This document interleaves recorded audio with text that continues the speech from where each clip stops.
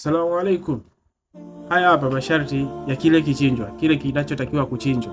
Sharti la kwanza iwe ni bahimatul an'am, awe katika yale wale wanyama wanne waliotajwa, yani ngamia, mbuzi, ng'ombe na kondoo. Lakini sharti la pili awe katika umri husika, umri uliotajwa ambao ni kwa kondoo ni miezi 6 na kuendelea, mbuzi mwaka mmoja, ng'ombe miaka 2, ngamia ni miaka 5. Lakini pia asiwe na kasoro ya kimnyama, yani asiwe na kasoro yoyote ikiwemo chongo, pembe moja hana limekatwa, mara mguu mmoja umevunjika, vitu kama hivyo. Lakini uchague kilicho kwa kizuri, asiwe na kasoro mnyama huyo anayechinjwa.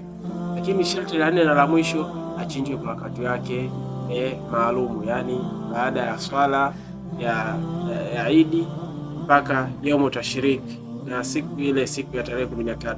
Na tunajua hasa muda siku inapinduka baada ya jua kupinduka nalo. Kwa hiyo tujitahidi tuchinje kati ya hizi siku, na usipofanikiwa siku ya Idi yenyewe, siku inayofuata tarehe 11, siku ya tarehe 12 na tarehe 13 kabla jua halijazama.